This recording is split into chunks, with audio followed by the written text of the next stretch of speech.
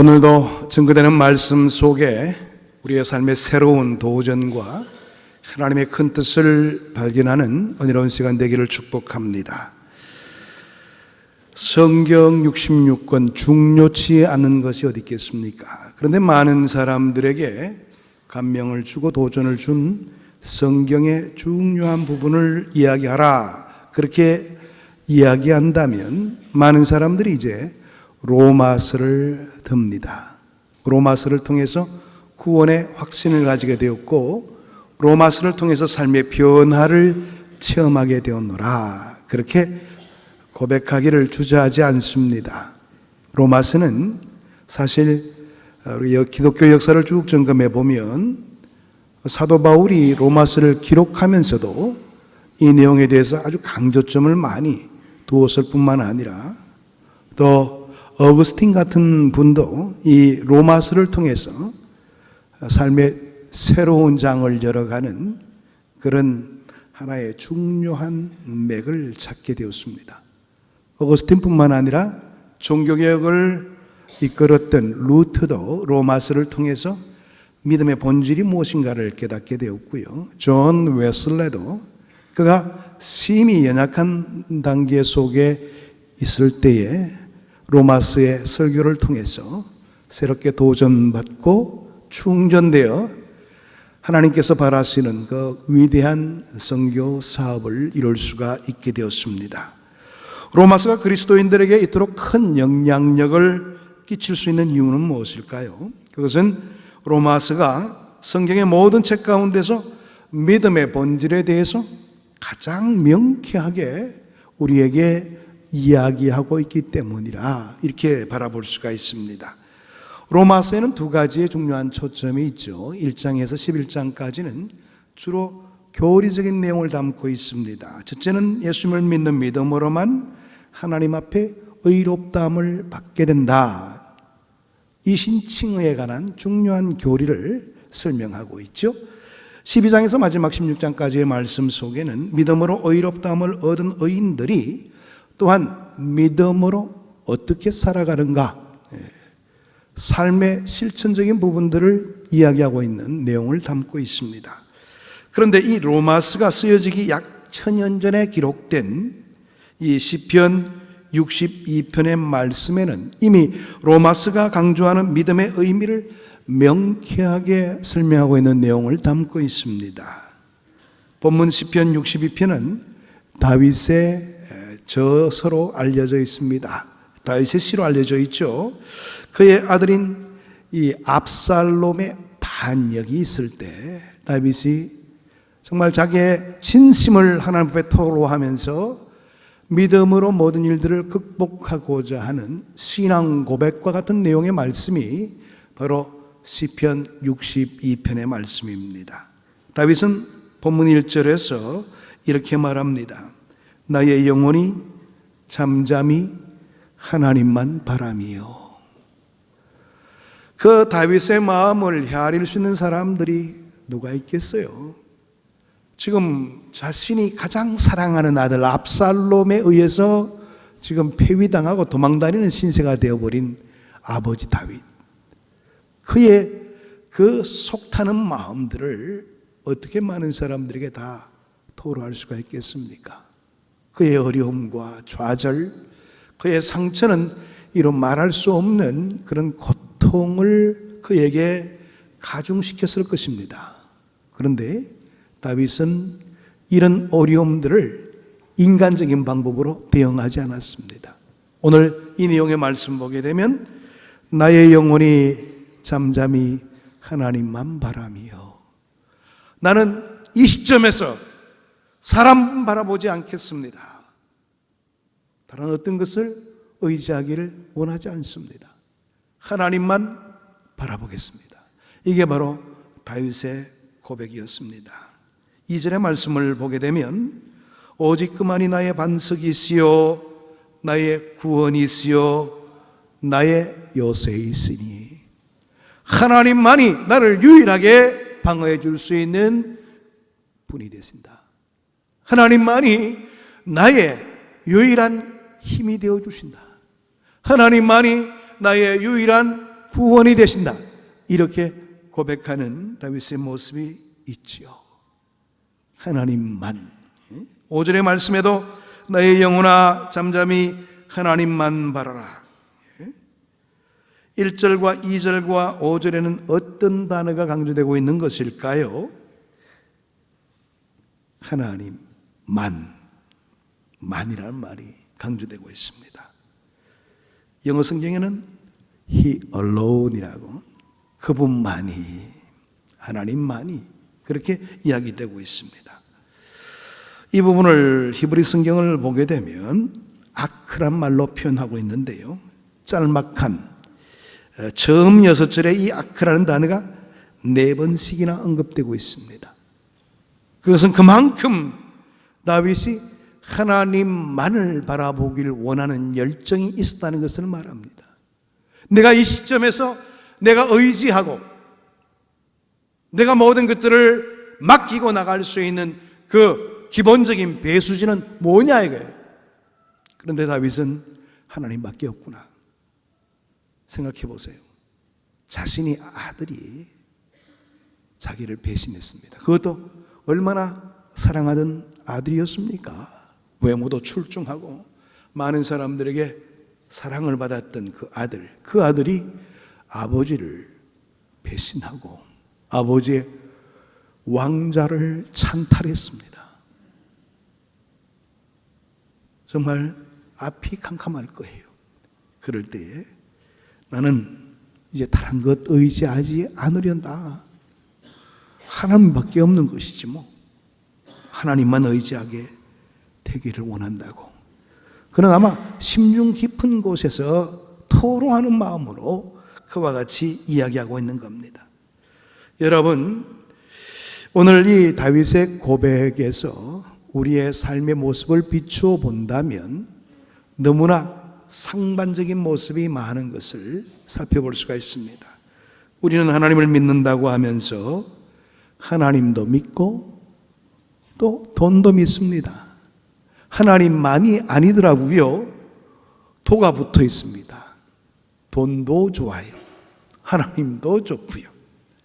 하나님도 믿고 사람도 믿는 그런 모습을 보입니다.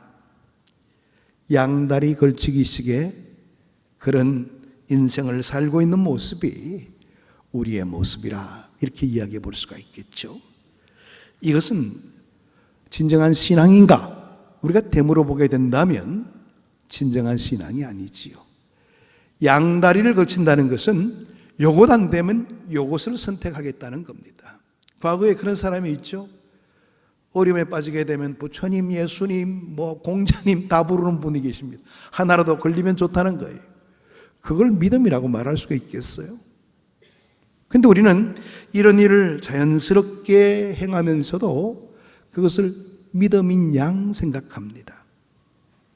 참된 믿음이란 하나님 외에는 이 세상 그 누구도 그 무엇도 나의 믿음의 대상이 될 수가 없으며 오직 하나님만이 나의 유일한 구세주이시다. 진정으로 하나님만이 나를 구원하실 수 있는 분이시다. 이렇게 믿을 수 있는 그런 우리의 모습을 갖추게 될 때 비로소 바른 믿음을 소유했다. 이렇게 이야기해 볼 수가 있는 겁니다. 옛날 중세 수도사들이 종종 이야기했던 말이 있어요. 사람은 사랑할 대상이지 믿을 대상은 되지를 못한다. 우리가 이 말이 실감나게 느끼지 못할 때가 많아요. 사실 우리는 사람을 통해서 배신당할 때가 굉장히 많습니다. 철떡같이 믿었지요. 그 사람쯤 된다면 나는 충분히 신뢰할 수 있다. 이렇게 여기던 사람들에게 뒤통수를 맞은 적이 얼마나 많습니까? 그런데도 우리는 뭔가 문제만 터지면 사람을 먼저 생각합니다. 누가 없냐? 이 문제를 해결할 수 있는 그 누가 없냐? 이렇게 바라봅니다. 이것이 우리의 모습이 되고 있는 한은 항상 우리는 좌절과 실패만 있을 뿐입니다. 사람은요, 우리가 그렇게 중요시 여기는 사람은 사랑할 대상입니다. 왜? 그 사람 자체도 능력의 한계가 있고 그 사람 자체도 죄인에 불과하기 때문에 그렇습니다. 그 사람 욕할 필요가 없어요. 왜? 믿었던 내가 잘못인 거예요. 왜? 그 사람도 역시 나와 똑같은 연약한 존재에 불과한데 뭘 믿을 게 있어요? 오늘 우리의 삶의 근거는 사람들에게 또 물질에게 있는 것 절대 아닙니다. 우리가 믿음의 사람으로서 항상 우리의 믿음의 근거를 하나님께 두어야 된다는 사실, 이 근본적인 이치를 저버려서는 안 될 겁니다. 하나님께서는요, 하나님이 아닌 다른 어떤 것에 다리를 걸고 살아간다면 그것을 흔들어 놓을 때가 많습니다. 믿었던 사람이 나를 배신합니다. 믿었던 사업체가 나를 뒤엎습니다. 믿었던 은행이 흔들거립니다. 믿었던 회사가 나를 배신합니다. 이때 우리가 무엇을 해야 할 때입니까? 사실 내가 하나님만 의지했다면 이런 위험 부담을 안을 필요가 어디 있겠어요? 하나님 외에도 다른 것을 의지하는 그런 우리의 삶의 모습이 있었기에 허둥대는 그런 모습이 나타나게 되는 것입니다. 하나님만 의지하는 삶, 이게 기독교 신앙의 기본 본질입니다. 본문에서 시편 기자인 다윗은 자신의 삶이 요동치고 있지만은 하나님만을 신뢰하며 잠잠히 살아가기를 원한다고 고백합니다.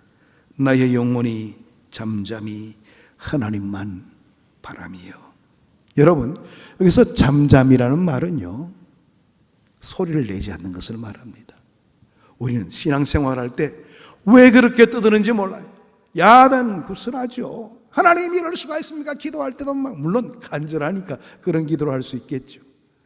오히려 자신의 내면을 바라보면서 내가 왜 이런 위치에 있는가를 아주 냉철하게 바라볼 필요가 있는 우리들이 그런 모습 가지기보다는 오히려 불평과 불만과 원망을 토로할 때가 많은 것이 우리의 모습이죠. 여러분, 다윗이 말하려고 그러면 할 말이 얼마나 많았겠습니까? 그러나 잠잠히 하나님만 바라며, 하나님을 신뢰하게 될 때는 인간적인 말이 필요 없어요. 그냥 하나님만 믿고 신뢰하면 되는 겁니다. 하나님의 때를 기다릴 수 있는 그런 우리의 마음의 자세가 필요하다는 것이지요. 3절을 보게 되면 이런 내용이 있습니다. 넘어지는 담과 흔들리는 울타리 같이 사람을 죽이려고 너희가 일제히 공격하기를 언제까지 하려느냐.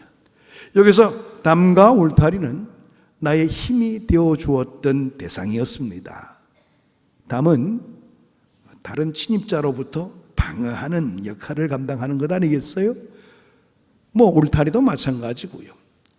또 이 담과 울타리의 역할은 다른 사람들과의 서로 구분하는 그런 의미도 있습니다. 이건 내 소유다, 이렇게 생각하면서 울타리를 쳐놓았죠. 그런데 오늘 이 내용 보게 되니까 그것 자체가 흔들린다는 거예요. 나의 보호막이 되어줄 줄 알고 나의 힘이 되어줄 줄 알았던 것들이 오히려 나에게 해를 끼치게 된다는 겁니다. 여러분, 높은 담이 무너지게 되면요, 사실 그 높은 담은 다른 도적들로부터 보호하기 위해서 쳐놓은 담이었지만 나에게 위험의 대상이 되고 맙니다. 그런데 오늘 이 내용 보게 되니까 바로 그런 위치가 다윗의 삶에 오더라는 것을 이야기하고 있는 겁니다. 여러분, 미국이라 그러면 세계 최강국 아니겠어요? 그런데 보니까 미국도 이제 세계 제일이라는 말이 굉장히 무색해지고 있어요. 그만큼 경제 사정이 안 좋습니다. 그러다 보니까 이제 미국도 자국만을 위해서 모든 것들을 생각하고 있어요. 우리가 미국을 우방이라고 그렇게 여기고 있지만 미국도 오늘 요즘 보게 되면 이제 더 이상 우방이 될까? 그렇게 의혹이 갈 정도가 되었습니다. 왜? 자기들이 어려우니까 그런 겁니다.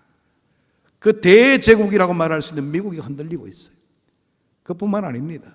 요소요소에 우리가 의지하고 우리가 바라보았던 그 모든 것들이 흔들리고 있습니다. 이 나라 정부도 혼돈이 이루어지고 있고 이 나라 경제 사정도 굉장히 어려워지고 있습니다. 이럴 때에 이런 어려움의 시기에 우리가 믿고 의지하며 믿음의 사람으로서 바라보아야 될 대상이 무엇일까 하는 점입니다.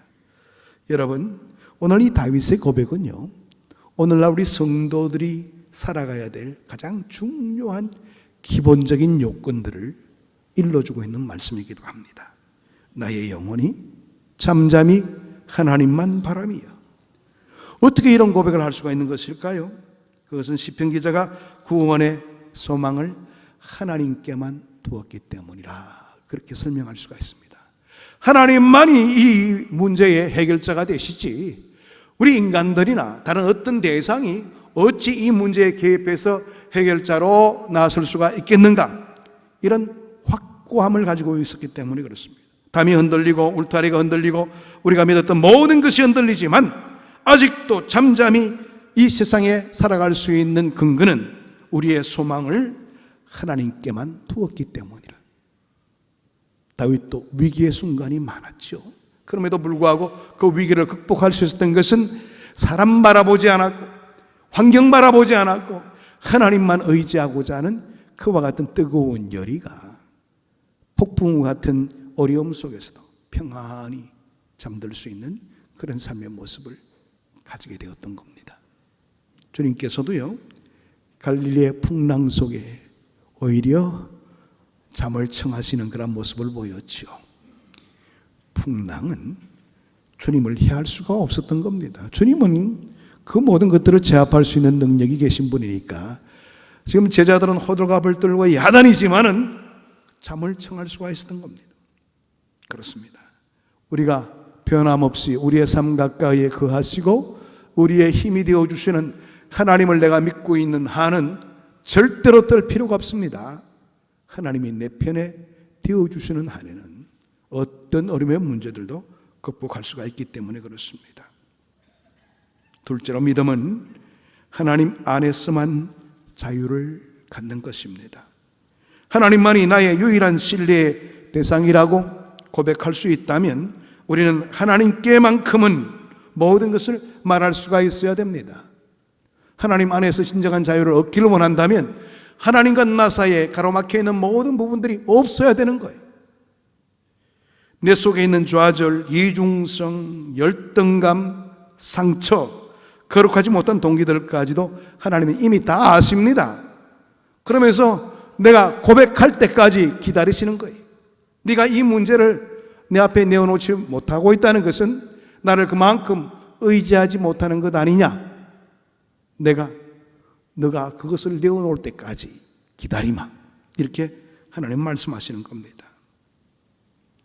하나님이 나의 모든 것들을 다 아신다면 감출 필요가 뭐가 있어요? 우리는 그 내용들, 내가 안고 있는 여러 가지 많은 문제들을 드러내어놓기만 하면 될 수가 있습니다. 하나님 앞에 모든 것들을 내어놓고 하나님의 은혜를 구하는 자세, 여기서부터 하나님과의 진정한 소통이 이루어질 수가 있는 겁니다. 하나님만 바랄 때에 그 하나님만 바라는 자의 삶의 소통의 시작이 결국 하나님과의 자유로움을 통해서 이루어질 수 있는 그런 부분이 된다는 겁니다. 하나님과의 관계에서 자유를 누릴 수 있다면 이것이야말로 삶에서 신앙인이 누릴 수 있는 가장 아름다운 모습이 아닌가. 여러분, 우리가 어릴 적에 부모님을 속이게 되면 부모님 얼굴 보기를 굉장히 두려워합니다. 눈만 마주쳐도 눈을 돌리죠. 왜? 내가 속인 게 있기 때문에 그런 거예요. 마찬가지입니다.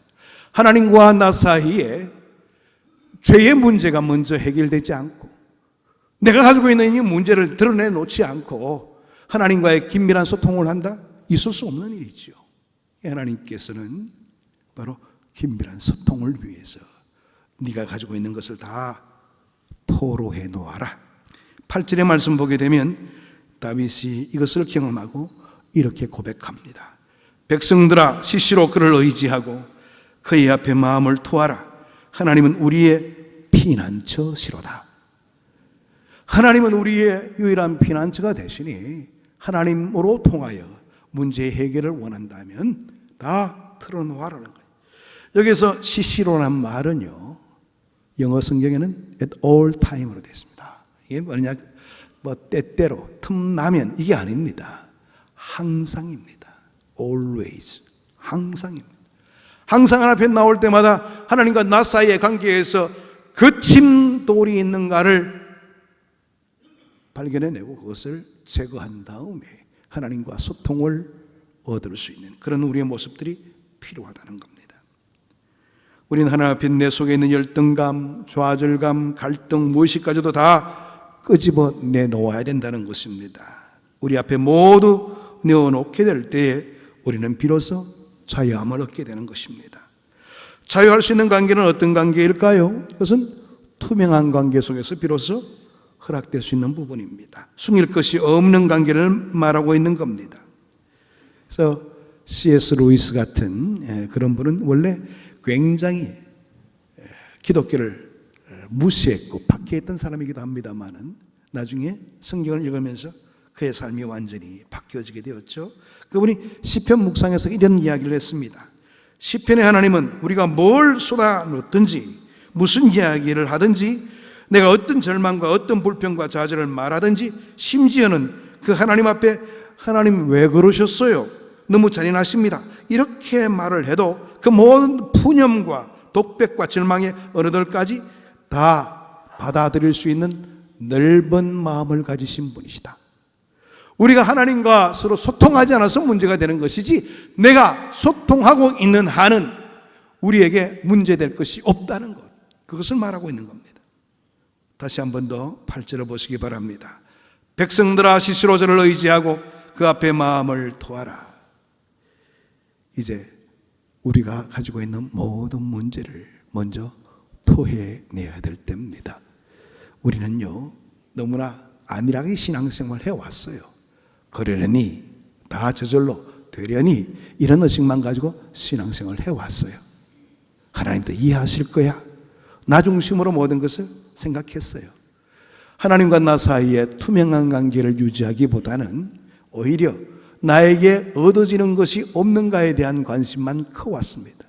그러나 진정으로 우리가 가지고 있는 이 문제를 해결 안 받기를 원한다면 우리에게 필요한 것은 하나님과 나 사이에 투명한 관계를 유지하는 길에 있다는 것을 놓치지 말아야 될 겁니다. 세 번째로 믿음은 하나님 안에서만 진정한 가치를 두고 살아가는 것을 말합니다. 많은 교인들이 믿음을 예수 믿고 천국만 가면 되는 것 아닌가 그런 생각을 가질 때가 많습니다. 물론 우리의 궁극적인 그런 하나의 타겟을 이야기한다면 예수 믿고 천국 가서 영원한 삶을 누리는 것이 되겠죠. 그런데 여러분 예수 믿고 나서 금방 죽습니까? 아닙니다. 하나님 부르실 때까지 이 땅을 살아가야 돼요. 그렇다면 천국 가기까지 이 땅에 살아가게 될 때에 그 믿음은 우리에게 어떤 효용성을 주는가 하는 점입니다. 오늘 이 세상을 사는데 우리의 신앙이 얼마나 유용한가 이것을 바라보자는 겁니다. 신앙이 죽음 이후에 문제라 이렇게 이야기한다면 바람이 불고 파도가 이는 이 세상 한복판에서 우리의 신앙은 무력해질 수밖에 없는 것이죠. 그러나 우리가 정말로 하나님을 내 존재의 근거로 믿는다면 이야기는 달라질 수가 있다는 사실입니다. 시편 기자는 이 묵상 중에서 11절과 12절에 이런 고백을 합니다. 권능은 하나님께 속하였다. 인자함도 주께 속하였다. 하나님께는 우리가 바라는 모든 것들이 다 있으니 하나님만 바라자 이런 뜻입니다. 우리가 보통 보게 되면 어떤 대상이 굉장히 중요하다 그럴 때는 가치가 있다 그렇게 이야기를 합니다. 성경에서 하나님을 예배할 때 가장 많이 쓰이는 단어 가운데 하나가 바로 이 가치라는 말인데요. 우리가 기도할 때도 찬양과 영광 받으시기에 합당하신 하나님 이렇게 표현할 때가 많죠. 합당하다는 그 말이 가치가 있다는 겁니다. 하나님은 우리의 영광을 받으실 가치가 있으신 분이십니다. 그러니까 그분은 우리 모든 인간의 가치의 권원이 되시는 분이십니다. 우리가 추구하는 모든 능력, 우리가 바라고 있는 모든 문제의 해결점들을 하나님은 가지고 계시는 것입니다. 그러므로 내가 하나님을 참으로 믿는다면 내 삶에 있어서 가치의 변화가 반드시 일어나야 되는 겁니다. 하나님을 만나고 인생의 변화된 삶을 이 다윗은 이렇게 고백합니다.